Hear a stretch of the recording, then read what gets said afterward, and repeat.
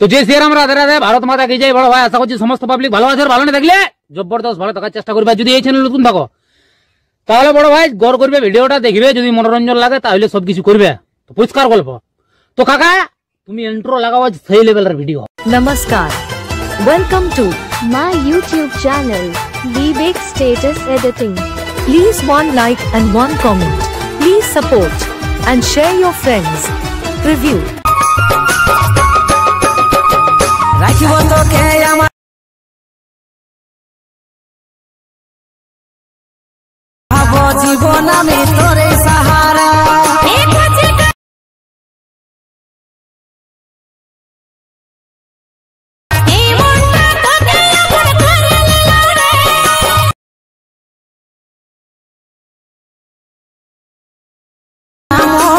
লাগে অধুরা তুই আছিস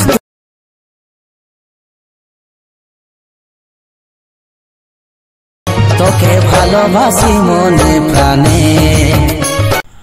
হ্যালো গাইস, আজকে যে প্রিভিউ স্ট্যাটাস ভিডিওটা দেখলেন, এরকম নিজের ফটো দিয়ে কিভাবে স্ট্যাটাস ভিডিও এডিটিং করবেন সেটা শেখার জন্য ভিডিওটা পুরো শেষ পর্যন্ত দেখবেন, না স্কিপ করে। এরপর অ্যাডমিশনটা ওপেন করে নেবেন।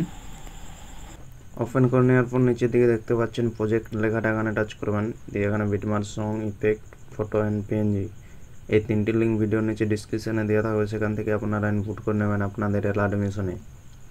এরপর প্রথমে আসবেন ফটো অ্যান্ড পিএনজিতে। আসার পর এখানে টাচ করবেন, দিয়ে এখানে সিলেক্ট অল লেয়ার্স লেখাতে টাচ করে সিলেক্ট অল লেয়ার্স করে নেবেন। আবার এখানে টাচ করবেন, দিয়ে এখানে কপি ফোর লেয়ার্স লেখাতে টাচ করে কপি করে নেবেন। এরপর ব্যাগে চলে যাবেন। ব্যাগে যাওয়ার পর এখানে বিটমার্ক সঙ্গে আসবেন। আসার পর এখানে টাচ করবেন, দিয়ে এখানে পেস্ট ফোর লেয়ার্স লেখাতে টাচ করে পেস্ট করে দেবেন। ফটো সিলেক্ট হয়ে যাবে, দেখতে পাচ্ছেন। এরপর ব্যাগে চলে যাবেন। ব্যাগে যাওয়ার পর এখানে ইফেক্টে আসবেন। আসার পর এখানে ইফেক্ট কপি করে নেবেন। কপি করার জন্য এখানে ছবির মধ্যে টাচ করবেন, দিয়ে নিচে ডান দিকের কোণায় দেখতে পাচ্ছেন ইফেক্ট লেখাটা, এখানে টাচ করবেন। দিয়ে নিচে বাঁ দিকে দেখতে পাচ্ছেন থ্রি ডট, এখানে টাচ করবেন। এরপর কপি ইফেক্ট লেখাতে টাচ করে কপি করে নেবেন। এরপর ব্যাগে চলে যাবেন। ব্যাগে যাওয়ার পর এখানে বিটমার্ক সঙ্গে আসবেন। আসার পর এখানে ছবির মধ্যে টাচ করবেন, দিয়ে নিচে ডান দিকের কোণায় দেখতে পাচ্ছেন ইফেক্ট লেখাটা, এখানে টাচ করবেন। এরপর নিচে বাঁ দিকে দেখতে পাচ্ছেন থ্রি ডট, এখানে টাচ করবেন। দিয়ে এখানে পেস্ট ইফেক্ট লেখাতে টাচ করে পেস্ট করে দেবেন। ভিডিও একদম কমপ্লিট হয়ে যাবে, দেখতে পাচ্ছেন। এরপর ভিডিও কমপ্লিট হয়ে গেলে ভিডিওটা সেভ করে নেবেন। সেভ করার জন্য উপরে দেখতে পাচ্ছেন ডান দিকের কোণায় তীর চিহ্নটা, এখানে টাচ করবেন। দিয়ে এখানে নিচে এক্সপোর্ট লেখাতে টাচ করে ভিডিওটা সেভ করে নেবেন।